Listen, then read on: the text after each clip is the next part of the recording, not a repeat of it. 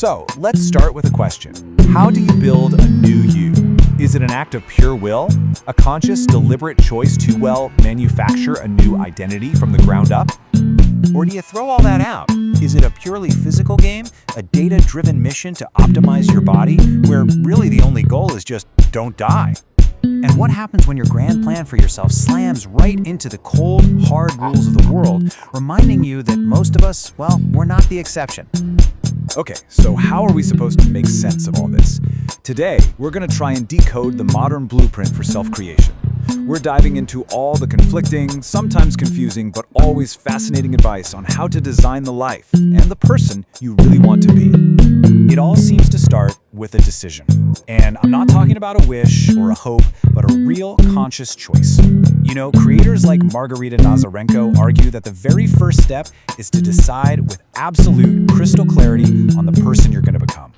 And listen to that language for a second. It's not discover yourself, it's manufacture yourself. This completely reframes identity as an active construction, kind of like building a house. The big idea here is that you're not searching for some lost part of you.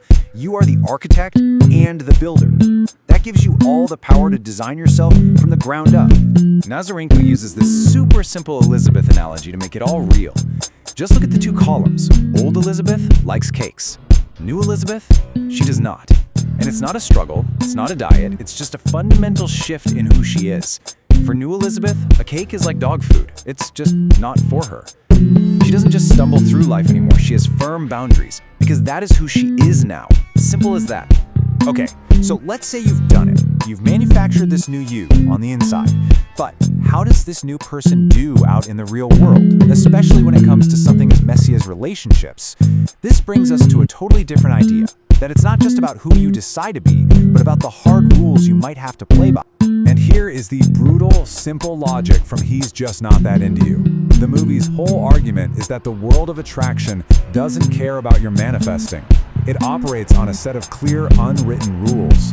There are no mixed signals. There are only signals you really don't want to hear.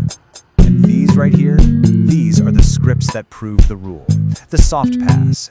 According to this philosophy, these lines aren't some complicated code you need to decipher. They're just the polite, standard ways of saying no.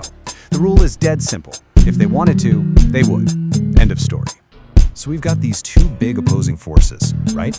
Manufacturing your own reality from the inside out versus following the world's rigid rules. This leads us to the two dominant methods people are using to get what they want. You either manifest the dream or you hack the system. So on one side, you have the manifestation playbook. It's perfectly summed up by creator Amber Scholl's 4 W's for a vision board, which is, basically a collage of everything you want. It's all about defining your desires with intense clarity. The who, the what, the where, and maybe most importantly, the why. But here's the thing, this isn't just wishful thinking. The belief has to be backed up by relentless action. As another creator, Sudbury, put it, after manifesting her dream life, she took action even when she was terrified, exhausted, and wasn't seeing any results for months. The key, she says, was that she never ever quit. And then you have the complete opposite end of the spectrum, the hacking approach. This is totally personified by the tech entrepreneur Brian Johnson, who's all in on biohacking, using data and science to optimize his body. And this number, $800 million, it represents a radically different philosophy. This isn't about belief, it's about data, a whole lot of money, and engineering a biological outcome with insane discipline. So let's just put them side by side. Manifesting uses tools like belief and vision boards to attract a reality. Hacking uses data and algorithms to engineer one.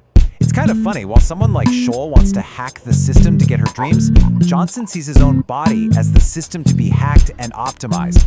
Two totally different worlds. But look, whichever path you take, the modern blueprint seems to demand one final step: packaging the result. In our super online world, self-creation isn't just a private project anymore. It's about building a public brand. And the idea is, if you curate your image perfectly, you can, as some creators say, get paid to exist. Creator Haley Gamba actually lays out a pretty clear strategy for this. It's about radiating an energy that just makes people curious about you. But look at that last point. You don't wait until you're an expert to get paid. You get paid while you become one. You're basically monetizing the journey of self-creation in real time. But there is a pretty serious cautionary tale here. Holly Madison, looking back back at her Playboy image, talks about feeling so branded that she was just consumed by it. And that raises a really important question, right? What's the psychological cost? If your entire identity is a perfectly curated performance, what happens to the actual person standing behind the curtain? Which leads us to the ultimate question. After all the manufacturing, the rule following, the manifesting, the hacking, the branding, what's the price? What does winning even look like in this game?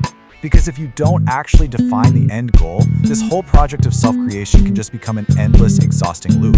You have to ask yourself, what is the happy ending you're actually working so hard for? That same movie, He's Just Not That Into You, actually gives us two different versions of the prize. You have the traditional ending, finding the wonderful guy, which is an external prize, right? Something you get. And then there's the more modern ending. The happy ending is just moving on. It's an internal resolution where you become your own happy ending. But what does the data say? Well, interestingly enough, Brian Johnson, the guy obsessed with individual optimization, also talks about a loneliness pandemic. Look at this chart. His own data shows that while exercise is obviously critical, having strong friendships provides a similarly powerful reduction in the risk of dying from any cause. So the big takeaway here is that after all this intense focus on optimizing the self, science suggests our connection to other people might be one of the most important prizes of all. Which really just leaves us with one final thought. In this relentless quest to manufacture, hack, and brand the perfect life, it's worth asking, what kind of person are you actually building? Are they someone designed for isolation or for connection? In the end, who are you really becoming?